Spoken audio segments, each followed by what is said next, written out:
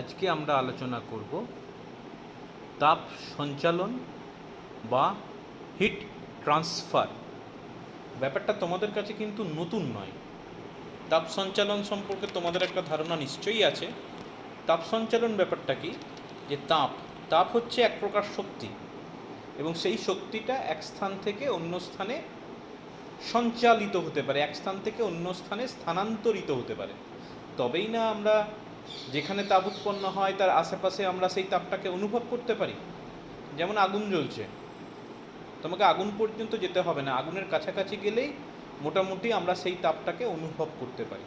এখন যদি তাপটা যেখানে উৎপন্ন হচ্ছে অর্থাৎ আগুনে, সেখানেই থেকে যেত, এক স্থান থেকে অন্য স্থানে স্থানান্তরিত না হতো, তাহলে তো আমি আগুনের তাপটা কোনোদিন অনুভব করতে পারতাম না, তাই না? বা সূর্যের তাপটার কথা ভাবো, সূর্য এত দূরে আছে, যদি তাপটা এক স্থান থেকে অন্য স্থানে স্থানান্তরিত বা সঞ্চালিত না হতো, তাহলে তো আমার এত গরম লাগতো না গ্রীষ্মকালে। সুতরাং তাপ যে শক্তি, সেটা এক স্থান থেকে অন্য স্থানে স্থানান্তরিত হয়, এবং এই যে এক স্থান থেকে অন্য স্থানে স্থানান্তরিত হওয়া, তার পদ্ধতিটাকে বলা হচ্ছে তাপ সঞ্চালন। এবার বলে রাখি, এই তাপ সঞ্চালন তিনটে উপায়ে হতে পারে, সেটা তোমাদের জানা। এক হতে পারে পরিবহন, দুই হতে পারে পরিচলন, আর তিন হতে পারে বিকিরণ। তাহলে কি বললাম, যে তাপ এক স্থান থেকে অন্য স্থানে স্থানান্তরিত হওয়ার ঘটনাকে তাপ সঞ্চালন বলে।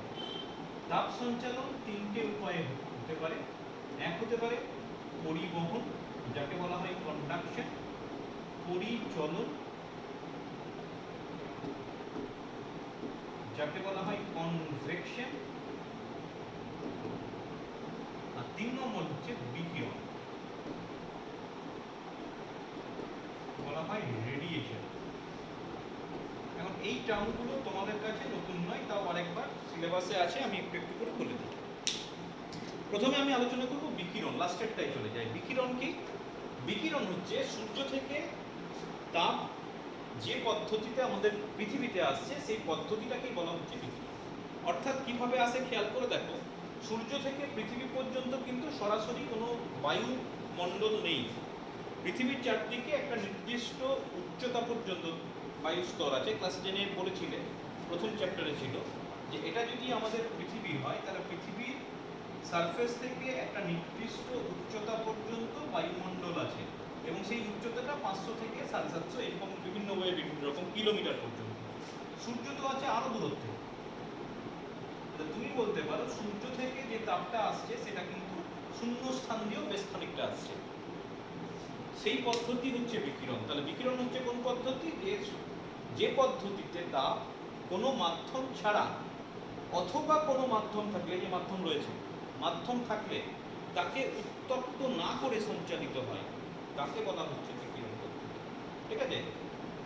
আবার পরে আমরা আলোচনা করব। তুমি মনে রাখবে, in this process heat can transfer without any help of any medium. মানে মিডিয়াম দরকার নেই, বা মিডিয়াম থাকলেও সেই মিডিয়ামটাকে সে উত্তপ্ত করে না। কখন উত্তপ্ত হয়? যখন সেটা কোথাও ধাক্কা মারে, পৃথিবীর সারফেসে ধাক্কা মারলো, ধাক্কা মারার পর আনুষঙ্গিক স্তরগুলো আছে, বায়ুমণ্ডলের যে স্তর, লেয়ার অফ অ্যাটমসফিয়ার, সেই স্তরগুলোকে ধীরে ধীরে উত্তপ্ত করে ফেলে। আচ্ছা, ওটা নিয়ে আবার পরে আলোচনা আছে। তুমি মনে রাখবে, এই যে বিকিরণ পদ্ধতিতে স্থানান্তর হচ্ছে, এটা হচ্ছে স্পিডেস্ট প্রসেস। মানে এই তিনটে প্রসেসের মধ্যে সব থেকে দ্রুততম পদ্ধতি হচ্ছে বিকিরণ। কারণ তুমি মনে রাখবে, তাপটা আসছে আলোর বেগে, 3 × 10⁸ মিটার পার সেকেন্ড বেগে বিকিরণ পদ্ধতিতে তাপ আমাদের পৃথিবীতে বা যে কোনো গ্রহে গিয়ে পৌঁছে। বেশ, এবার চলে এসো পরিবহন আর পরিচলন। খুব সহজে বলি, পরিবহন হয় সাধারণত কঠিন পদ্ধতির ক্ষেত্রে, আর পরিচলন হয় লিকুইড মানে গ্যাসীয় পদ্ধতি, তরল পদার্থের ক্ষেত্রে। ধারণা তোমাদের আছে, তাও আরেকবার বলছি। আমি সহজ করে একটা জিনিস বলি দেখো, যে সাপোজ কোনো একদিন তুমি স্কুলে গেছো, দেখা গেল সেই দিন স্কুলে তোমাদের ওই সময়ে কোনো ক্লাস নেই, হয়তো যে স্যার ক্লাস নেবেন তিনি আসেন না। তোমাদের স্কুলে একটা লাইব্রেরি আছে, সাপোজ এটা হচ্ছে লাইব্রেরি। এবার কোনো কারণে কোনো একটা রুমে প্রচুর পরিমাণে বই পড়ে আছে, সাপোজ 200টা বই পড়ে আছে, ঠিক আছে, 200টা বই পড়ে আছে। তো যেহেতু তোমাদের কোনো ক্লাস নেই, তোমাদেরকে ডাকা হলো, বললো যে তোমাদের একটু হেল্প করতে হবে। কি করতে হবে? যে ওই বইগুলোকে লাইব্রেরিতে ট্রান্সফার করতে হবে। যাও তোমরা বইগুলো একটু লাইব্রেরিতে পৌঁছে দাও। তো সাপোজ তোমরা 20 জন সেদিন প্রেজেন্ট আছো, খুব বেশি দূরত্ব নয়, সাপোজ একটা রুম থেকে আরেকটা রুমের দূরত্ব জাস্ট এই মোটামুটি 40 মিটার। এবার যেটা করতে পারো তোমরা, দুটো ভাবে তোমরা বইগুলো নিয়ে যেতে পারো। এক হতে পারে একজন স্টুডেন্ট 10টা বা আরেকটু ভালো করে সহজ করে বলি, এমন 40 জন স্টুডেন্ট আছে, 2 জন কম হয়ে গেল, 40 জন স্টুডেন্ট আছে। কি করতে পারো? এক একজন স্টুডেন্ট 5টা করে বই নিয়ে নিলে, 5টা করে বই তুলে আস্তে আস্তে আস্তে হাঁটতে হাঁটতে এখানে পৌঁছে দিলে। এটা একটা প্রসেস। আরেকটা প্রসেস তোমরা করতে পারো, যে তোমরা বললে নিজেরাই ঠিক করে ফেললে যে তোমরা পরপর দাঁড়িয়ে যাও। এই 1 2 3 4 5 6 10 12 20 25 এইভাবে চলতে চলতে তোমরা পরপর দাঁড়িয়ে গেলে। দাঁড়িয়ে গিয়ে কি হলো? প্রথম জন একটা বই নিলে, বই নিয়ে পাশের জনকে দিয়ে দিলে, সে পাশের জনকে দিল, সে পাশের জনকে দিল, সে পাশের জনকে দিল, পৌঁছে গেল। এই প্রথম বইটা নেবার পর যখনই পাশের জনকে দিল, আরেকটা বই নিল, সে পাশের জনকে দিল, আবার একটা বই নিল, পাশের জনকে দিল। তার মানে দুটো প্রসেসের মধ্যে পার্থক্য দেখো। প্রথম প্রসেসে কি হচ্ছে? প্রত্যেকে একটা করে বই নিচ্ছ, মুভ করছো, মুভ করে চলে আসছো, লাইব্রেরিতে জমা দিচ্ছ। আর এই প্রসেসের মাধ্যমে কেউ কিন্তু নিজেদের পজিশনটা চেঞ্জ করছো না, জাস্ট বইটা কিন্তু এক জায়গা থেকে অন্য জায়গায় ট্রান্সফার হয়ে যাচ্ছে। তুমি এই দুটো প্রসেসকে এক্ষেত্রে মনে রাখতে পারো। এই যে সেকেন্ড প্রসেসটার কথা বললাম, এই পদ্ধতিতে যদি তাপ স্থানান্তরিত হয়, তাহলে সেক্ষেত্রে সেই পদ্ধতিটা হচ্ছে পরিবহন পদ্ধতি, যেটা কঠিন মাধ্যমে ঘটে থাকে। আর যদি প্রথম মাধ্যমের কথা বলো, ওই 5টা করে বই নিয়ে সবাই এক জায়গা থেকে অন্য জায়গায় চলে গেলে, বা এই রুম থেকে এই রুমে চলে গেলে, সেটা হচ্ছে পরিচালন। তাহলে বুঝিয়ে বলি দুটোর মধ্যে কি পার্থক্য রইল। পরিবহন পদ্ধতিতে কি হয়? মাধ্যমের কণাগুলো স্থানান্তরিত হয় না, যেটা এই প্রসেসে হয়েছে, কিন্তু তাপ এক স্থান থেকে অন্য স্থানে স্থানান্তরিত হয়। আর পরিচালনের ক্ষেত্রে কি হয়? মাধ্যমের কণাগুলো এক স্থান থেকে অন্য স্থানে গিয়ে তাপটাকে সঞ্চালিত করে। যেমন একটা পাত্রে তুমি কিছু পরিমাণ জল নিলে, যে কোনো তরল নিতে পারো, এবার তরলটা নিচে তুমি উত্তপ্ত করবে। যদি উত্তপ্ত করা হয়, তাহলে নিচের দিকে যে তরলের অণুগুলো আছে, সে প্রথমে উত্তপ্ত হবে, তাপটা প্রথমে পাবে। পাবার পর কি হবে? সে কি হবে? এই নিচের দিকে যে কণাগুলো আছে, সেই কণাগুলো উপর দিকে যেতে থাকবে, কণাগুলো নিচে মুভ করবে, এবং উপর দিকের যে কণা আছে সেই কণাগুলো নিচের দিকে নামবে। এইভাবে তাপটা সমগ্র তরলে ছড়িয়ে পড়ে। এটা হচ্ছে পরিচলন পদ্ধতি। আর এখানে দেখো মাধ্যমের কণাগুলো স্থান পরিবর্তন হচ্ছে না, সেটা হচ্ছে পরিবহন পদ্ধতি। রাইট? বেশ, এই গেল তোমার পরিবহন পদ্ধতি, পরিচলন পদ্ধতি এবং বিকিরণ পদ্ধতি। আমরা প্রথমে পরিবহন পদ্ধতি সম্পর্কে আরেকটু ডিটেলস করব। কিছুটা তোমাদের ক্লাস 10 বা 10ম শ্রেণীতে ছিল, আরেকটু ডিটেলস ক্লাস 10-এ যা ছিল তার থেকেও একটু ডিটেলস আমরা পরিবহন পদ্ধতিতে পড়ব, পরিবহন পদ্ধতি সম্পর্কে পড়ব। এখন বলে রাখি প্রথমেই, যেটা আগেও বললাম, যে পরিবহন পদ্ধতি সাধারণত কঠিন মাধ্যম বা কঠিন পদার্থের ক্ষেত্রে ঘটে থাকে। তো আমি ধরে নিলাম যে আমার কাছে যে কোনো একটা কঠিন পদার্থ আছে। কঠিন পদার্থ, এই ধরে নাও একটা 3 ডাইমেনশনাল কোনো একটা বস্তু,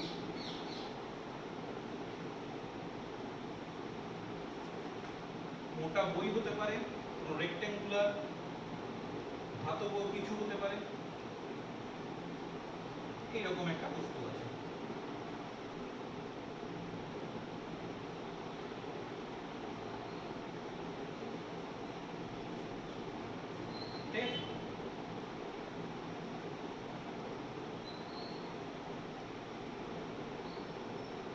এরকম একটা রেক্ট্যাঙ্গুলার বস্তু আছে। তো এই রেক্ট্যাঙ্গুলার বস্তু, আচ্ছা কতগুলো জিনিস ধরে নিই, যে এর প্রতি তলের ক্ষেত্রফল হচ্ছে ক্যাপিটাল এ। প্রতি তলের ক্ষেত্রফল মানে আমি যেটা সেট করে দিচ্ছি সেটা হচ্ছে ক্ষেত্রফল। দেখো এই তলটার দৈর্ঘ্যও আছে, প্রস্থও আছে।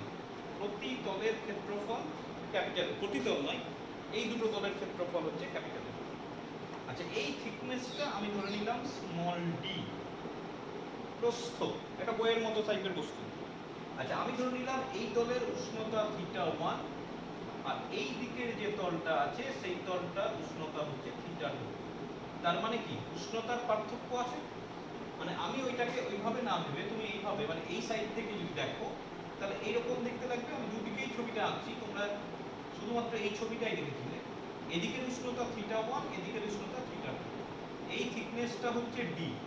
এবার তুমি একটা জিনিস বলো, যদি θ1 গ্রেটার দ্যান θ2 হয় তাহলে আমরা পড়ে ফেলেছি অলরেডি, সেটা ক্যালোরিমেট্রির মূলনীতিতেও পড়েছো, যে উষ্ণতার পার্থক্য থাকবে না সবসময়। যদি কন্ট্যাক্টে থাকে তাহলে বেশি উষ্ণতার থেকে কম উষ্ণতার দিকে তাপ পরিবাহিত হয়। তাহলে আমি এক্সপেক্ট করতে পারি এই সারফেস থেকে এই সারফেসের দিকে তাপ পরিবাহিত হবে। আমি কিউ লিখলাম, কিউ পরিমাণ তাপ প্রবাহিত হবে। এই যে কিউ পরিমাণ তাপ প্রবাহিত বললাম, এটা কোন কোন বিষয়ের উপর নির্ভর করবে সেই জিনিসটা প্রথমে বলতে চাইছি। তো প্রথমেই আমি যেটা বলতে পারি যে প্রবাহিত তাপ Q is proportional to capital A, মানে এই দিকের, এটা এই ছবিতে দেখানো যাচ্ছে না, এই ছবিতে দেখিয়েছি দেখো, এই যে এই তলটা যত বেশি হবে তত বেশি পরিমাণ তাপ এক প্রান্ত থেকে অন্য প্রান্তে সঞ্চালিত হবে। তাহলে Q is proportional to A. আচ্ছা Q is proportional to θ1 minus θ2। তো অবশ্যই যত উষ্ণতার পার্থক্য বেশি হবে তত বেশি পরিমাণ তাপ এক প্রান্ত থেকে অন্য প্রান্তে সঞ্চালিত হবে। এটা নিয়ে কোনো প্রশ্নের ব্যাপার নেই। আমার যদি এই প্রান্তের উষ্ণতা 100 আর 0 হয়, যে পরিমাণ তাপ প্রবাহিত হবে, আমার যদি এদিকটা 30 হয় এদিকটা 20 হয়, অনেক কম পরিমাণ তাপ প্রবাহিত হবে। কারণ প্রথম ক্ষেত্রে 100 আর 0 তাহলে পার্থক্য হচ্ছে 100, আর দ্বিতীয় ক্ষেত্রে 30 আর 20 পার্থক্য হচ্ছে 10। তাহলে উষ্ণতার পার্থক্য যত বেশি হবে, θ1 বা θ2 ইন্ডিভিজুয়াল কিন্তু নয়, উষ্ণতার পার্থক্য যত বেশি হবে তত বেশি পরিমাণ তাপ পরিবাহিত হবে। এটাও কিন্তু আমার কাছে expected. It is proportional to T. T মানে এখানে কিন্তু সময়, টেম্পারেচার আগেরটা হয়ে গেছে, সময় সে তো অবশ্যই। আমি 5 মিনিট ধরে অপেক্ষা করলাম, যে পরিমাণ তাপ যাবে, আমি যদি 15 মিনিট ধরে ওয়েট করি তাহলে আরো বেশি পরিমাণ সময় দিচ্ছি, তো বেশি বেশি বেশি করে তাপ যাবে। তাহলে কিউ ইজ প্রপোর্শনাল টু টি। আরেকটা জিনিসের উপর নির্ভর করে, সেটা হচ্ছে থিকনেস। এবং তুমি পরিষ্কার বুঝতে পারছো যত বেশি হবে তাপ কম যাবে, যেতে তো সময় লাগবে তাপটা, তাহলে যত বেশি থিকনেস হবে তত তাপ কম যাবে, মানে ব্যস্তানুপাতিক সম্পর্ক। বা উল্টোভাবে বলতে পারি, যদি খুব সরু হতো তাহলে তাপটা সহজেই এক প্রান্ত থেকে অন্য প্রান্তে পরিবাহিত হতো। তাহলে পরিবাহিততা কোনো একটা তলের মধ্য দিয়ে পরিবাহিততা এই সমস্ত ব্যাপারগুলোর উপর নির্ভর করে। তলটির ক্ষেত্রফল, ক্ষেত্রফল মানে খেয়াল রাখছো তো এই দিকের তলটা, তার একটা দৈর্ঘ্য আছে একটা প্রস্থ আছে, তাহলে ক্ষেত্রফলের কথা ভাবতেই পারো। θ1 minus θ2 proportional to T, proportional to 1/t। তাহলে এই সবগুলো যদি একসঙ্গে আমি কম্বাইন করি তাহলে অবশ্যই আমি লিখতে পারি Q proportional to a θ1 minus θ2 into t divided by d। তাহলে এখান থেকে তোমার একটা কনস্ট্যান্ট আসবে, আমি k দিয়ে ফোকাস করলাম, a θ1 minus θ2 into t divided by d।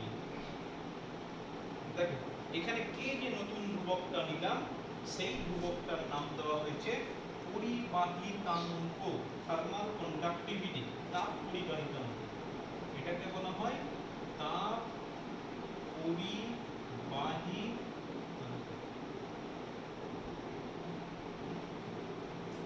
আচ্ছা তাপ পরিবাহিতাঙ্ক নিয়ে পরে আলোচনা করছি। এখানে একটু বলে রাখি যে অনেক সময় আমরা কিউ বাই টি এইভাবেও সম্পর্কটাকে প্রকাশ করে থাকি। তাহলে সেক্ষেত্রে এটা হয়ে যাচ্ছে θ1 মাইনাস θ2 ডিভাইডেড বাই d। সেক্ষেত্রে এটাকে বলা হয় তাপ পরিবহনের হার, rate of flow of heat, তাপ পরিবহনের হার। নেক্সট প্রশ্ন আসছে, এই যে আমি কে বললাম, নতুন একটা ধ্রুবকের নাম দিলাম, সেই ধ্রুবকের নেচারটা কেমন হবে, সেই ধ্রুবকটা আমি কিভাবে সংজ্ঞায়িত করব, সেই ধ্রুবকটার একক কি হবে, সেই ধ্রুবকটার মাত্রা কি হবে, এই সমস্ত ব্যাপারগুলো নিয়ে আমি এবার আলোচনা করব।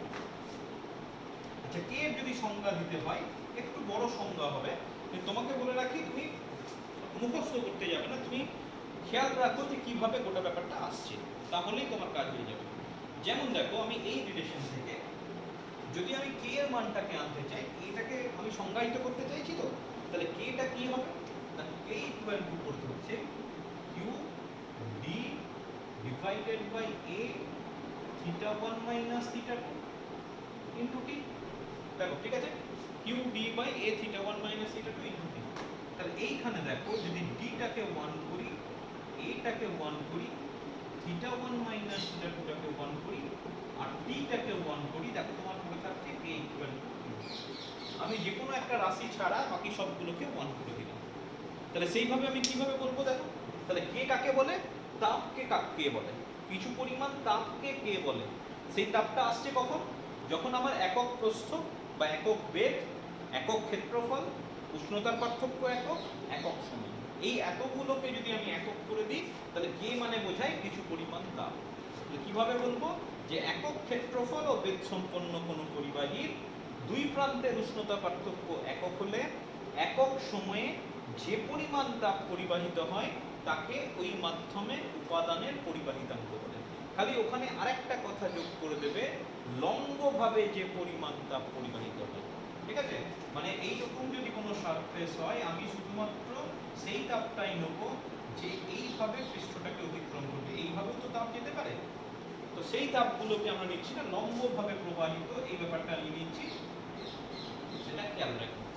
ঠিক, তাহলে আবার বলছি, একক বেগ ও ক্ষেত্রফল সম্পন্ন কোনো পরিবাহী দুই প্রান্তের উষ্ণতা পার্থক্য যদি একক হয়, তাহলে একক সময়ে লম্বভাবে পরিবাহিত তাপকে ওই মাধ্যমের উপাদানের তাপ পরিবাহিতাঙ্ক বলে।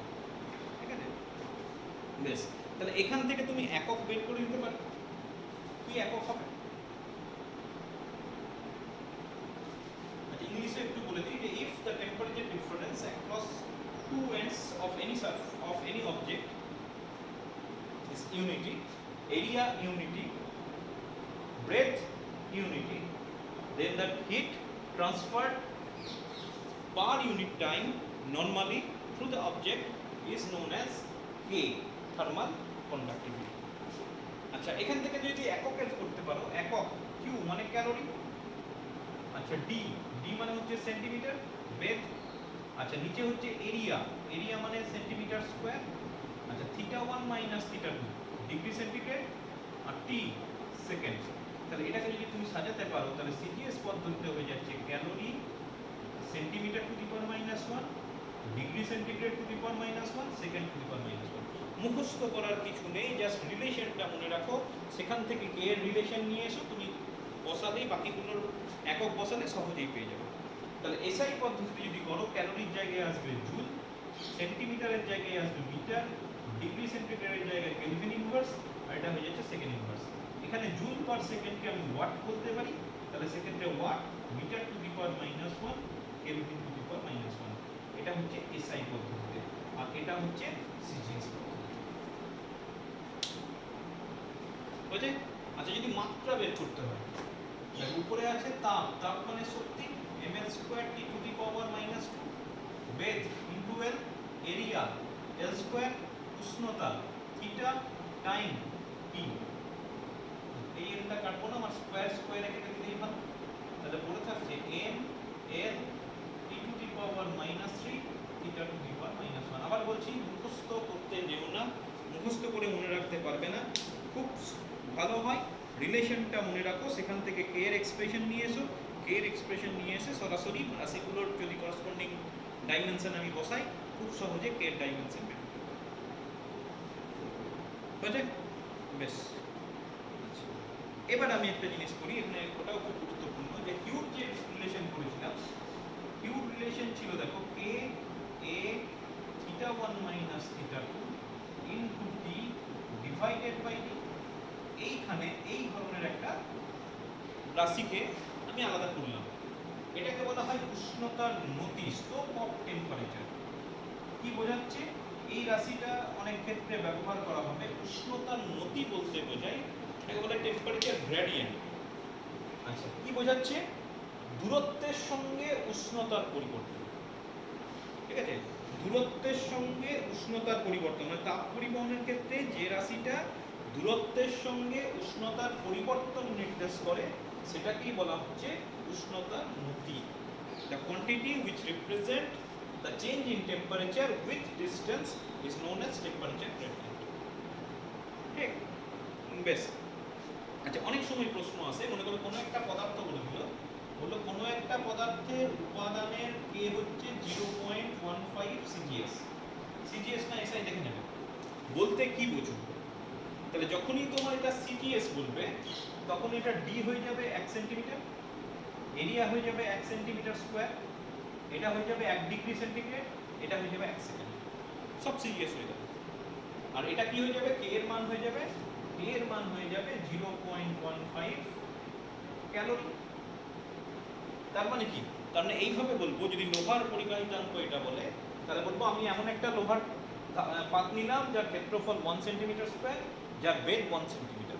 এরকম একটা লোহার পাতের বা লোহার বস্তুর দুই প্রান্তের উষ্ণতা পার্থক্য যদি 1 ডিগ্রি সেন্টিগ্রেড হয়, তাহলে প্রতি সেকেন্ডে এক প্রান্ত থেকে অন্য প্রান্তে লম্বভাবে পরিবাহিত তাপের পরিমাণ হচ্ছে 0.15 ক্যালোরি। ঠিক আছে? If we consider an iron object having area of cross section 1 centimeter square and breadth 1 centimeter, and if the temperature difference across its two ends is 1 degree centigrade, then the heat transferred per unit time by 1 second crossing normally will be 0.15 calorie. ঠিক আছে? বেশ, এখান থেকে আরেকটা গুরুত্বপূর্ণ আলোচনা আমরা রাখবো, সেটা হচ্ছে তাপীয় রোধ এবং তাপ রোধাঙ্ক, হিট রেজিস্ট্যান্স। তাপীয় বা থার্মাল রেজিস্ট্যান্স বলা হয় তাপীয় রোধ এবং তাপ রোধাঙ্ক। রেজিস্টিভিটি কাকে বলা হয়? তাপীয় রোধ এবং তাপ রোধাঙ্ক।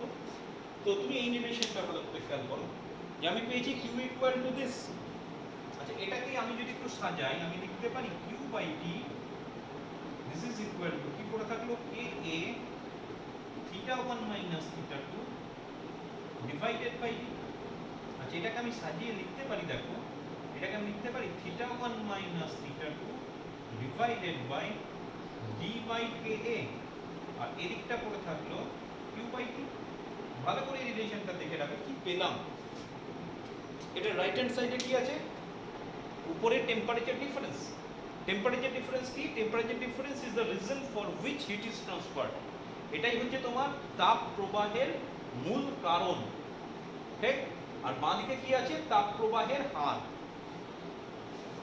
একই রকম ভাবে আরেকটা সূত্র নিয়ে আমি আলোচনা করব, যেটা ওহমের সূত্র। তুমি মনে করে দেখো, ওহমের সূত্রে পড়েছিলে this is equal to V1 minus V2 divided by R, ঠিক ছিল? আচ্ছা, আইটাকে আমি লিখতে পারি আধান পাই সময়, আর এটা হয়ে গেল V1 minus V2 divided by R। এবার দুটোকে কম্পেয়ার করো। এটা বাঁদিকে কি বলছে? আধান প্রবাহের হার। এটা কি বলছে? তাপ প্রবাহের হার। মানে দুটোই হচ্ছে বাঁদিকটার rate of change, rate of change of flow of, একদিকে হচ্ছে চার্জ, একদিকে হচ্ছে হিট। ডান দিকে কি হচ্ছে? উপরে V1 minus V2, this is the reason for which charge is flowing বা for which charge is transferred. তাহলে এটা হচ্ছে কারণ যার জন্য তড়িৎ প্রবাহিত হয়। একই রকম ভাবে theta 1 minus theta 2 is the reason for which heat is transferred, অর্থাৎ এটাই হচ্ছে কারণ যার জন্য তাপ এক স্থান থেকে অন্য স্থানে সঞ্চালিত হয়। তাহলে দুটোকে আমি কম্পেয়ার করতে পারি, একটা তাপ প্রবাহ, একটা তড়িৎ প্রবাহ। দুটোকে যদি কম্পেয়ার করো, দেখো এটাও রেট অফ চেঞ্জ, এটাও রেট অফ চেঞ্জ, এখানে পড়ে আছে রিজন, এটাও পড়ে আছে রিজন। তাহলে আমি এবার কম্পেয়ার করে দুটোকে লিখতে পারি, বাঁ দিকে ছিল রোধ, মানে R is equivalent to D by Ka। এই রাশিটাকে বলা হচ্ছে তাপীয় রোধ, থার্মাল রেজিস্ট্যান্স। কেন তাপীয় রোধ কেন বললো? কারণ এটাকে রোধ বলে, তো এটা হচ্ছে রোধ। তাহলে একই রকম ভাবে কম্পেয়ার করে বলতে পারি এটাও রোধ। তাহলে এক্ষেত্রে এটাকে আমরা বলবো তাপীয় রোধ। তাহলে তাপীয় রোধ, তাপীয় রোধ ব্যাপারটা কি? তোমাকে যদি সংজ্ঞা চাই, তাহলে রোধের মতো করে তুমি সংজ্ঞা দিতে পারো, যে এটা হচ্ছে সেই রাশিটা বা সেই ধর্মটা যে জন্য পরিবাহী তার মধ্য দিয়ে প্রবাহিত তাপকে বাধা দেয়।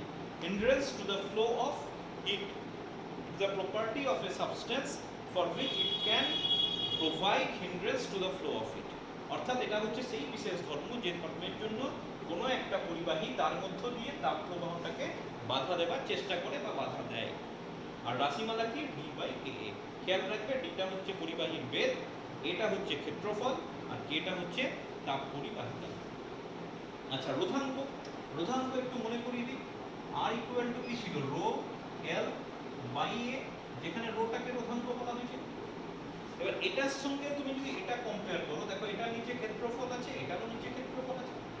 এটা হচ্ছে তোমার, মনে করো দেখো এটা ছিল দৈর্ঘ্য, এটাও ছিল কিছু পরিমাণ দৈর্ঘ্য। তাহলে এবার যদি দুটোকে কম্পেয়ার করি, আমি লিখতে পারি রো ইকুয়াল টু 1 বাই কে। এটাকে বলা হচ্ছে হিট থার্মাল রেজিস্টিভিটি, তাপ রোধাঙ্ক। কারণ তুমি বলতে পারো পরিবাহিতাঙ্কের অনন্যকে তাপ রোধাঙ্ক। খুব সিম্পল কথা, পরিবাহিতাঙ্কের অনন্যকে তাপ পরিবাহিতাঙ্ক বলে। অথবা তোমার এখানে ওই কথাগুলো তুমি লিখতে পারো যে আমি এখানে ডিটাকে 1 করেছি, এটাকে 1 করেছি। তার মানে একক দৈর্ঘ্য এবং একক ক্ষেত্রফল বিশিষ্ট কোন পরিবাহীর তাপীয় রোধকে তাপ রোধাঙ্ক বলে। এটা সমান যদি 1 হয়, যেমন রোধাঙ্কের ডেফিনিশন বলেছে রো ইকুয়াল টু আর করে থাকছে, তাহলে সেক্ষেত্রে একক দৈর্ঘ্য এবং ক্ষেত্রফল বিশিষ্ট কোন পরিবাহীর রোধকে, তাপীয় রোধকে তাপ রোধাঙ্ক বলে। অথবা তুমি এভাবেও বলতে পারো উন্নতকে তাপ রোধাঙ্ক বলে। ঠিক আছে, বেশ। এগুলো কিন্তু ক্লাস 10 এ ছিল, জাস্ট আরেকবার নতুন করে তোমাদের আলোচনা করে দেওয়া হলো। আচ্ছা, এবার আমরা আরো দুটো জিনিস নিয়ে পড়ব, যে ইকুইলিব্রিয়াম, স্থির অবস্থা, আরেকটা হচ্ছে স্থির পূর্ব অবস্থা। এই দুটোকে ভালো করে আমরা একটু অ্যানালিসিস করব। কখন স্থির পূর্ব অবস্থা হবে আর কখন আমার ইকুইলিব্রিয়াম বা স্থির অবস্থা হবে। তো আমি একটা পরিবাহী নিলাম যার মধ্য দিয়ে তাপ পরিবাহিত হচ্ছে। সাপোজ এরকম একটা রড বা চোঙের মতো একটা পদার্থ, এটার মধ্য দিয়ে তাপ পরিবাহিত হচ্ছে। এদিকটা মনে করো উষ্ণতা বেশি আর এদিকটা উষ্ণতা কম। আমি ধরে নিলাম this is θ1, this is θ2 and θ1 is greater than θ2। আমি যে কোনো একটা লেয়ার নিয়ে আলোচনা করতে চাইছি। আমি গোটা বস্তুটাকে কতগুলো লেয়ারে ভাঙা আছে এভাবে ভাবতে পারি, constituted by some layers, এবং সেরকম একটা লেয়ারের কথা ভাবছি। তো তুমি মনে রাখবে যে একটা লেয়ার যে পরিমাণ তাপ অ্যাবজর্ব করে, সাপোজ কিউ পরিমাণ তাপ সে গ্রহণ করলো, সেই তাপটা সে তিন ভাবে ব্যবহার করতে পারে। কিভাবে? A part is reflected from the surface, a part is transmitted through the surface, and rest of the part is absorbed. আশা করছি বোঝা গেছে। একটা স্তর যে পরিমাণ তাপ শোষণ করলো সেটা তিন ভাবে ব্যবহৃত হয়, তিন ভাবে সে নিতে পারে। একটা পার্ট রিফ্লেক্টেড হয়, প্রতিফলিত, একটা পার্ট ট্রান্সমিটেড হয়ে যায়, আর বাকি যে পার্টটা পড়ে থাকে সেই পার্টটা অ্যাবজর্ব হয়। এই আরটি মনে রাখতে পারো, বাকি পার্টটা অ্যাবজর্ব হয়। মানে তুমি বলতে পারো a প্লাস আর প্লাস টি, এটা অবভিয়াসলি 100% হবে, বা এটাই তোমার টোটাল কিউর সঙ্গে সম্পর্ক হতেই হবে। আর কোনোভাবে তাপ নষ্ট হয় না, তাপটা একটা শক্তি, নষ্ট হওয়ার কোনো চান্স নেই। এটা কিন্তু এই অবস্থা, যতক্ষণ এই অবস্থাটা চলতে থাকে সেটাকে বলা হয় স্থির পূর্ব অবস্থা। যেহেতু অ্যাবজর্ব করছে, স্তরগুলোর উষ্ণতা বাড়তে থাকবে, যত অ্যাবজর্ব করবে টেম্পারেচার ইনক্রিজেস। কিন্তু যদি একটা নির্দিষ্ট সময় ধরে তাপ পরিবহন করা হয়, আফটার এ সার্টেন টাইম দেখা যাবে সেই উষ্ণতাটা আর বাড়ছে না। একটা নির্দিষ্ট দৈর্ঘ্য যাবার পর বা একটা নির্দিষ্ট সময় যাবার পর দেখা যাবে কোন, এখানে যদি আমি একটা স্তর নিই, সেই স্তরটার উষ্ণতা বাড়ছে না, এখানে যা উষ্ণতা আছে এখানেও তাই উষ্ণতা আছে। কেন সেটা হয়? তার কারণ হচ্ছে একটা নির্দিষ্ট দূরত্ব যাবার পর বা একটা নির্দিষ্ট সময় যাবার পর দেখা যায় আর কোন রকমের তাপ প্রতিফলিত হয় না, বা আর কোন ধরনের তাপ অ্যাবজর্ব হয় না। কি হয়? যে পরিমাণ তাপ সে গ্রহণ করে সেই পরিমাণ তাপ সে পরবর্তী স্তরে সঞ্চালিত করে দেয়, ট্রান্সফার্ড। যখন এই অবস্থাটা সৃষ্টি হবে সেই অবস্থাটাকে বলা হয় স্থির অবস্থা বা ইকুইলিব্রিয়াম। যেহেতু এক্ষেত্রে তাপ কোনো পরিমাণ তাপ অ্যাবজর্ব করছে না, তাহলে সেক্ষেত্রে কোনো স্তরের উষ্ণতা আর বৃদ্ধি পায় না। তাহলে তোমার কিন্তু সাপোজ এটা একটা রড ছিল, এই রডটা সাপোজ একটা উনুনের মধ্যে, এই প্রান্তটা একটা উনুনের মধ্যে দিয়ে দিয়েছো। তুমি এই প্রান্তটা যখন ধরবে প্রথমে উষ্ণতা বাড়বে, তোমার হাতে গরম লাগবে, ছেঁকা লাগবে। কিন্তু যদি খুব লম্বা একটা রড নাও, অনেকটাক্ষণ সময় দাও, দেখবে 15 মিনিট পর তোমার যেরকম উষ্ণতা ছিল 1 ঘন্টা পরে ওখানে উষ্ণতা মানে উষ্ণতা আর বাড়বে না, ইকুইলিব্রিয়ামে চলে এসছে। ইকুইলিব্রিয়ামে আসার কারণ বললাম, একটা নির্দিষ্ট সময় পর কি হবে, এই অ্যাবসর্ব ব্যাপারটা একদম বন্ধ হয়ে যাবে আর রেডিয়েটেডটাও অলমোস্ট জিরো হয়ে যাবে। যা কিছু হবে অনলি ট্রান্সমিটেড, শুধুমাত্র পরবর্তী লেয়ারে ট্রান্সফার। যখন এই ঘটনাটা ঘটবে that is equilibrium, thermal equilibrium বা স্থির অবস্থা। কিন্তু তার আগে যেটা ছিল, যতক্ষণ পর্যন্ত এই 3টে রাশি ছিল, সেটাকে বলা হয় স্থির পূর্ব অবস্থা। তো দেখা গেছে স্থির পূর্ব অবস্থায় যখন তাপ সঞ্চালিত হয়, শুধুমাত্র কে বা তাপ পরিবাহিতাঙ্কের উপর নির্ভর করে তা নয়, উপাদানের উপর ভীষণভাবে নির্ভর করে। তো সেই কনসেপ্ট থেকে যে উপাদানের উপরেও নির্ভর করছে আবার পরিবাহিতাঙ্কের উপর নির্ভর করছে, সেখান থেকে আমরা একটা নতুন রাশি ইন্ট্রোডিউস করা হয়েছে, দা ব্যাপনতা বা থার্মাল ডিফিউজিভিটি, সাধারণত স্মল এইচ দিয়ে প্রকাশ করা হয়। স্মল এইচ কি, তাপ পরিবাহিতাঙ্ক ও একক আয়তনে তাপগ্রাহিতার অনুপাত। আরেকবার বলছি, তাপ পরিবাহিতাঙ্ক ও একক আয়তনে তাপগ্রাহিতার অনুপাত। It is the ratio of thermal conductivity and hit capacity per unit. জিনিসটা কি আসছে দেখো, হিট ক্যাপাসিটি তুমি আগেই জানো, হিট ক্যাপাসিটি মানে হচ্ছে এমএস, এম কে এস দিয়ে, ভরকে আপেক্ষিক তাপ দিয়ে স্পেসিফিক হিট দিয়ে গুণ করলে আমরা পাই হিট ক্যাপাসিটি, এই তাপগ্রাহিতা পাবো। কিন্তু যদি একক আয়তনে করে দিই, ডিভাইডেড বাই ভি করতে হবে। আর এখানে দেখো এম বাই ভি মানে ঘনত্ব, তাহলে আমি বলতে পারি দিস ইজ, আচ্ছা এই সিম্বলটাকে বলা হয় rho, Greek symbol alpha beta gamma যেমন, তেমনি হচ্ছে রো, রো ইনটু এস। তাহলে আমি বলতে পারি এখানে হয়ে যাচ্ছে কে ডিভাইডেড বাই রো এস। এবং এখানে তোমার একটা জিনিস খেয়াল করো, এটাও উপাদানের উপর নির্ভর করে, এটাও উপাদানের উপর নির্ভর করে, মেনলি স্পেসিফিক হিট। তাহলে সেক্ষেত্রে এই রাশিটা স্থির পূর্ব অবস্থায় তুমি বলতে পারো তাপ পরিবহনটাকে ভীষণভাবে নিয়ন্ত্রণ করে, যেখানে কে এর মানও আছে আবার উপাদানের মানটাও আছে। ঠিক? আচ্ছা, এটা যদি ইউনিট করতে চাও, একবারে মনে রাখবে এর ইউনিট হয়ে যাবে মিটার স্কয়ার পার সেকেন্ড। যেহেতু সবগুলোর ইউনিট ফটোমটো, একবারে লিখে দিলাম আমি, মনে রাখার চেষ্টা করবে। এবং এখান থেকে মাত্রাটা খুব সহজে করে দিতে পারো, এম মানে মিটার, তাই তো? তাহলে এটা হয়ে গেল এল স্কয়ার, আর এটা হয়ে গেল T to the power minus. M একটা তুমি লিখতে পারো, কিন্তু এন টু দি পাওয়ার 0, মাস কোনো ব্যাপার নেই। তাহলে এটা হয়ে যাচ্ছে এর মাত্রা। বুঝলে? আচ্ছা, আরেকটা জিনিস এখানে করে দিই, যে সিজিএস এর সঙ্গে এসআই এর সম্পর্ক যদি আমাকে করতে হয়, কিরকম? সাপোজ তোমাকে বললো যে একটা পদার্থের পরিবাহিতাঙ্ক 0.92 সিজিএস, এটাকে এসআই পদ্ধতিতে যদি আমি কনভার্ট করি তাহলে সেক্ষেত্রে কত হবে? তো আমি একটু মনে করে দিই, সিজিএস মানে হচ্ছে 0.92 calorie centimetre to the power -1, degree centigrade to the power -1, second to the power -1। তাহলে এসআই যাওয়া মানে কি, প্রতিটা ইউনিটকে তোমাকে এসআই কনভার্ট করতে হবে। তো আমি তোমাকে জাস্ট একটু লিখছি দেখো, এটার মানে হচ্ছে 22 সেন্টিমিটার, ডিগ্রি সেন্টিগ্রেড, সেকেন্ড। এটা করে দেখাবার দরকার নেই, এটা তুমি নিজের মনে ঠিক করে রাখবে। আচ্ছা, ক্যালোরি, 1 ক্যালোরি মানে কত জুল? 4.2 জুল। তাহলে এটা হয়ে যাচ্ছে, মনে রাখবে 1 ক্যালোরি মানে হচ্ছে 4.2 জুল, তাহলে জুল হয়ে গেল। এখানে আছে সেন্টিমিটার, সেন্টিমিটার মানে 10 টু দি পাওয়ার -2 মিটার। আচ্ছা, ডিগ্রি সেন্টিগ্রেড হচ্ছে পার্থক্যটাকে বোঝাচ্ছে। তো কেলভিনে যখন করবো, এখানে 273 দিয়ে গুণ নয়, কিন্তু তুমি মনে রাখবে ডিগ্রি সেন্টিগ্রেড উষ্ণতার পার্থক্য, সিজিএস এ যদি ডিগ্রি সেন্টিগ্রেড করি তাহলে এসআই হবে কেলভিন, তাহলে ওখানে ডিফারেন্সটা সেম থাকে, আর 1 সেকেন্ডে 1 সেকেন্ডই থাকবে। ঠিক আছে? এবার যদি আমি বাকিটাকে ট্রান্সফার করে দিই, দেখো 100 দিয়ে উপরে গুণ হয়ে যাচ্ছে, আর এটা 4.2 দিয়ে গুণ হচ্ছে, তাহলে 0.92 100 দিয়ে গুণ, তাহলে এটা হয়ে যাচ্ছে 100 মানে 420, এটা হয়ে যাচ্ছে এসআই। এবার এটা ক্যালকুলেশন করে দেখবে কত আসছে, মোটামুটি 386.4 আসবে। মুখস্থ করার দরকার নেই, যে প্রসেসটা আমি বলে দিলাম সেই প্রসেসটা ফলো করবে, তাহলেই তোমার গোটা ব্যাপারটা হয়ে যাবে। আচ্ছা, এরপর আমরা কতগুলো নিউমেরিক্যালস নিয়ে আলোচনা করব। নিউমেরিক্যালস একটাই ফর্মুলা, বুদ্ধি করে তোমাকে জাস্ট মানগুলো বুঝতে হবে এবং মানগুলো বসিয়ে অঙ্কটা করতে হবে।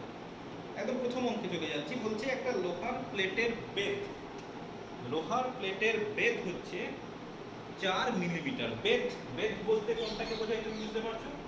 ডি ইকুয়াল টু দেওয়া আছে 4 মিলিমিটার, বেধ থিকনেস তাহলে 0.4 সেন্টিমিটার, লোহার বলেছে। আচ্ছা, ক্ষেত্রফল 150 centimetre square, area of cross section 150 centimetre square. দুই বিপরীত পৃষ্ঠের উষ্ণতা 100 ডিগ্রি সেন্টিগ্রেড ও 30 ডিগ্রি সেন্টিগ্রেড। তো একবারে আমি θ1 মাইনাস θ2 করে দিচ্ছি। θ ইকুয়াল টু θ1 মাইনাস θ2 কি বলেছে? 100 ডিগ্রি সেন্টিগ্রেড আর 30 ডিগ্রি সেন্টিগ্রেড, তাহলে ডিফারেন্সটা হয়ে গেল 70 ডিগ্রি সেন্টিগ্রেড। বলছে 1 সেকেন্ডে কি পরিমাণ তাপ, আচ্ছা 1 সেকেন্ডে টাইম ইকুয়াল টু 1 সেকেন্ড, আর পরিবাহিত তাপ বলেছে 3940 ক্যালোরি। এই ইনফরমেশন গুলো দেওয়া আছে। বলেছে লোহার কে ইকুয়াল টু কত। খুব সিম্পল একটা প্রবলেম, যেখানে সব রাশিগুলো তোমার দেওয়া আছে, সেখান থেকে কে, খালি তোমার কাজ হচ্ছে প্রথমে সবগুলোকে একই ইউনিটে ট্রান্সফার করা। আমি করে দিয়েছি। দেখো বেধ থিকনেস বলেছিল মিলিমিটার সেন্টিমিটারে করেছি। A is given in centimetre square, এটা ডিগ্রি সেন্টিগ্রেডে দেওয়া আছে। ডিফারেন্স ডিগ্রি সেন্টিগ্রেডে যা হয় কেলভিনে তা হয়, সুতরাং অসুবিধার কিছু নেই। টি সমান বলেছে 1 সেকেন্ড আর কিউ সমান বলেছে 3940 ক্যালোরি। ঠিক আছে, তাহলে এবার তুমি ফর্মুলায় বসিয়ে দাও। আমার ফর্মুলা হচ্ছে Q equal to K A θ1 minus θ2 into T divided by D. আমি কে বের করে ফেললাম। K equal to Q into D A θ1 minus θ2 into D. মান বসিয়ে দাও। 3940, ডি বলেছে 0.4, এ বলেছে 150, এটা 70 আর টি হচ্ছে 1। এবার ক্যালকুলেশন করলে তোমার যা আসবে, একটা শূন্য তুমি কেটে দাও।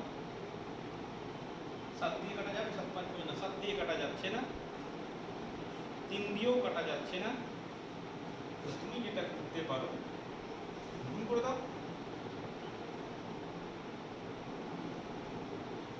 তারপরে থাকছে 137.6 ডিভাইডেড বাই 1050। করলাম কি এর মান অবভিয়াসলি তোমার একের থেকে কম আসবে, একের থেকে বেশি এলে তোমাকে বুঝতে হবে কোথাও একটা ভুল হচ্ছে।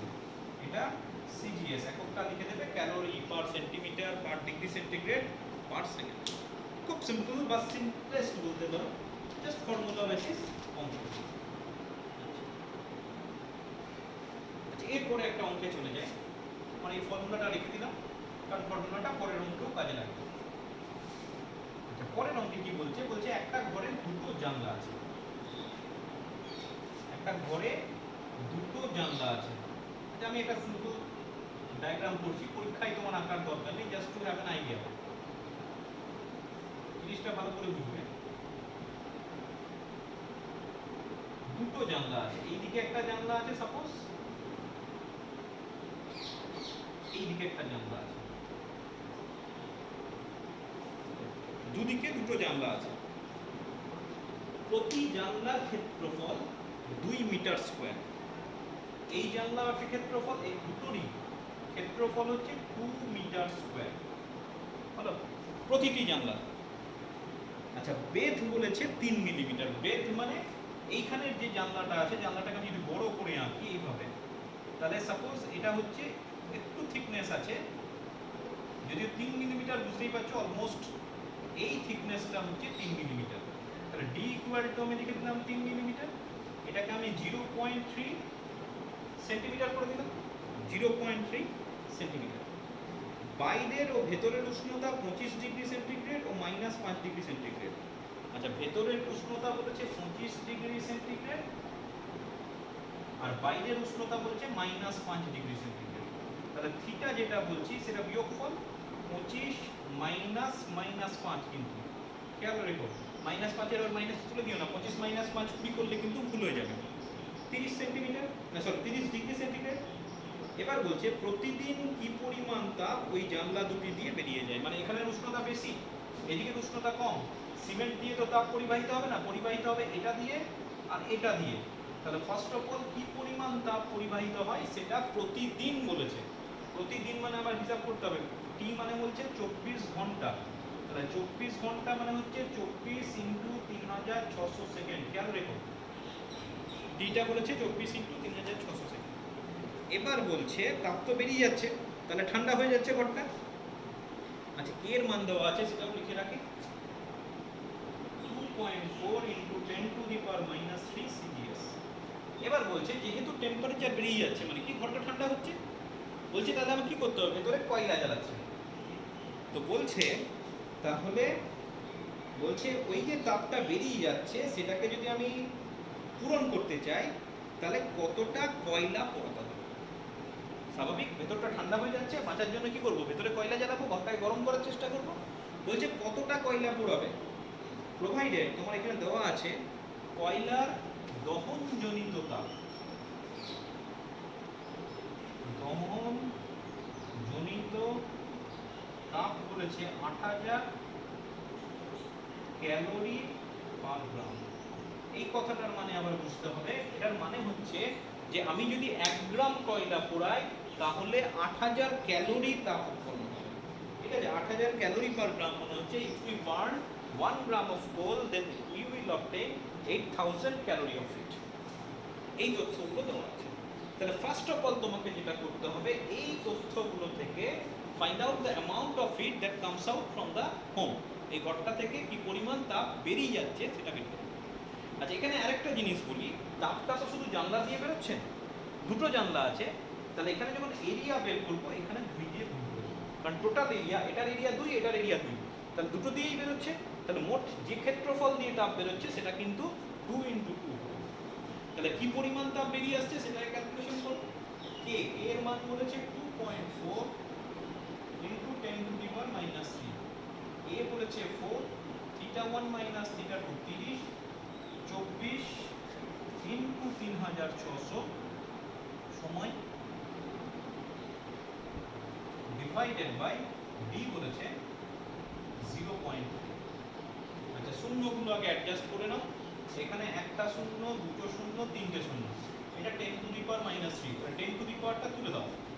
তাহলে পড়ে থাকছে 2.4 into 4 into 3 into 24 into 36 divided by 0.3।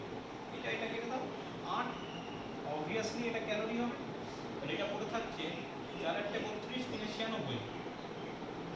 তাহলে এটা পড়ে থাকছে 96 ইন্টু 24 ইন্টু 36। এবার বলছে কত গ্রাম কয়লা পোড়াতে হবে। তাহলে আমি ধরে নিলাম প্রথমে m গ্রাম কয়লা পোড়াতে হবে। আমি ওখানে কি পেয়েছি, 1 গ্রাম কয়লা পোড়ালে উৎপন্ন তাপ হচ্ছে 8000 ক্যালোরি। তাহলে যদি m গ্রাম কয়লা পোড়াই তাহলে কত তাপ উৎপন্ন হবে, 8000 ইন্টু m। বলছে সেই তাপটা এই তাপটাকে কভার করছে। তাহলে আমি লিখতে পারি this is equal to this. বোঝা গেছে, আমার এই পরিমাণ তাপ বেরিয়ে যাচ্ছে, ঘরটা ঠান্ডা হচ্ছে। বলছে ওই পরিমাণ তাপ কিভাবে পাবো, কিছু পরিমাণ কয়লা পোড়ালে পাবো। কতটা কয়লা পোড়ালে, আমি ধরে নিলাম m গ্রাম কয়লা পোড়ালাম। এবার ওই ইনফরমেশন থেকে পাচ্ছি যে 1 গ্রাম কয়লা পোড়ালে 8000 calorie. If we burn 1 gram of coal then we will get 8000 calorie heat. Then if we burn m gram of coal then we will get 8000 into m calorie heat. তাহলে শর্তানুসারে বা প্রশ্নানুসারে আমি বলতে পারি এই দুটো রাশি অবশ্যই সমান। তাহলে শর্তানুসারে হয়ে যাচ্ছে 8000 m this is equal to 96 24 36। তাহলে m equal to করে থাকছে 8 দিয়ে কেটে দিলে 12 24 36 ডিভাইডেড বাই 1000। এটাকে যদি গ্রামে কনভার্ট করা হয় তুমি গুণ করতেই পারো, গুণ করলে আসবে প্রবাবলি 103 68, আরো দুটো বোধহয় শূন্য আসবে, এটা মোটামুটি আসবে 103 68, আরেকটা শূন্য আসবে গ্রামে। এটা যদি ক্যালকুলেশন করো তোমার পড়ে থাকবে 103.68 কেজি।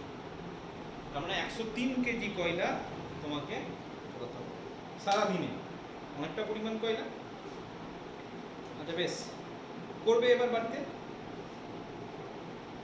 নেক্সট একটা প্রবলেমে চলে যাই। বলছে একটি ধাতব দণ্ড নিলাম। ক্যালকুলেশন একটু দেখে নেবে, পদ্ধতিগত বলে দিলাম, এইভাবে তোমাকে অঙ্কটা এগোতে হবে। বলছে তোমার কাছে একটা ধাতব দণ্ড আছে যেটা 31.41 সেন্টিমিটার লম্বা। তাহলে আমি এইভাবে ভাবতে পারি, ছবি পরীক্ষায় আঁকতে হবে না। একটা দণ্ড আছে, সেটা বলছে 31.41 সেন্টিমিটার লম্বা। এটার ব্যাস বলেছে 4 সেন্টিমিটার, ব্যাস নট ব্যাসার্ধ, খেয়াল রাখবে। এটা বলেছে 4 সেন্টিমিটার ব্যাস, তাহলে আমি বলতে পারি ব্যাসার্ধ 2 সেন্টিমিটার। আচ্ছা, দৈর্ঘ্য, দৈর্ঘ্য কত বলেছে, এটাকে ডি দিয়ে প্রকাশ করেছিলাম, সেটা হচ্ছে 31.41। এখানে কিন্তু এটাই দৈর্ঘ্য। আচ্ছা, এটা তাহলে ক্ষেত্রফল কত হবে, পাই আর স্কোয়ার। তাহলে এটা হয়ে যাচ্ছে 4 পাই সেন্টিমিটার স্কোয়ার। এটা হচ্ছে এরিয়া, এরিয়া পেয়ে গেলাম, দৈর্ঘ্য পেয়ে গেলাম। বলছে এক প্রান্ত স্টিমে আছে, এই অংশটা সাপোজ আমি বলে দিলাম, এই অংশটাই আছে স্টিম, বাষ্প। তাহলে তার টেম্পারেচার কত, 100 ডিগ্রি সেন্টিগ্রেড। আরেকটা প্রান্ত বলছে আইসে রাখা আছে, যার টেম্পারেচার 0 ডিগ্রি সেন্টিগ্রেড। তাহলে থিটা কত হয়ে গেল, 100 মাইনাস 0, তাহলে 100 ডিগ্রি সেন্টিগ্রেড। কে ইকুয়াল টু বলছে 0.9, কে ইকুয়াল টু 0.9 সিজিএস।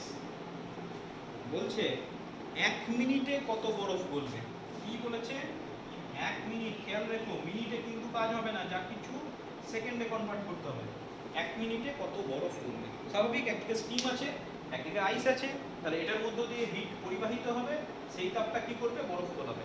কত গ্রাম বরফ গলাবে সেটা তোমার দরকার। তাহলে first of all find out করো কতটা হিট ট্রান্সফার হচ্ছে। তাহলে যে পরিমাণ হিট ট্রান্সফার হচ্ছে সেটা হয়ে যাচ্ছে কে A theta T by D. এ হচ্ছে 0.9, এরিয়া হচ্ছে 4 পাই, থিটা হচ্ছে 100, টাইম হচ্ছে 60, ডিভাইডেড বাই ডি, ডি মানে হচ্ছে 31.41। আচ্ছা, এখানে একটা জিনিস খেয়াল করো, 3.14 করলে আমি পাইটাকে কাটতে পারি, তাই না? তাহলে এটাকে এটা দিয়ে যদি কেটে দিই, তাহলে নিচে 10 পড়ে থাকবে, ঠিক হলো? তাহলে নিচে 10 পড়ে থাকলো, সেই 10টাকে 60-এর একটা শূন্য কেটে দিলাম। তাহলে ক্যালকুলেশন সুবিধা হচ্ছে। এখানে যদি আমি একটা শূন্য কেটে দিই, তাহলে এই পয়েন্টটা উঠে যাবে। তাহলে 9 4 36 ইন্টু 6 216, আর একটা শূন্য আছে, তাহলে হয়ে যাচ্ছে 2160 ক্যালোরি। ঠিকঠাক ক্যালকুলেশন করলে এটাই আসবে।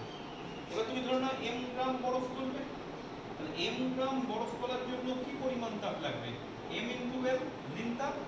লিন তাপ হচ্ছে 80। 1 গ্রাম বরফ করাতে কি পরিমাণ লিন তাপ লাগে, 80 ক্যালোরি। তাহলে এম গ্রাম বরফ করাতে কত পরিমাণ তাপ লাগবে, 80 ইন্টু এম ক্যালোরি, ঐকিক নিয়ম। আচ্ছা, এই দুটো তাপ সমান সমান হবে তো, এই তাপের প্রভাবে এই বরফটা গলছে, তাহলে এই দুটো তাপ সমান সমান। তাহলে শর্তানুসারে 80 এম ইকুয়াল টু হয়ে গেল 2160 ক্যালোরি। তাহলে এম ইকুয়াল টু করে থাকছে 0 0 যদি কেটে দাও, এটা করে থাকছে 8 দুগুণে 16 27, অর্থাৎ 27 গ্রাম বরফ ওখান থেকে গলে যাবে। ঠিক আছে? আচ্ছা, এইভাবে কিন্তু তোমাকে অঙ্কগুলো এগোতে হবে।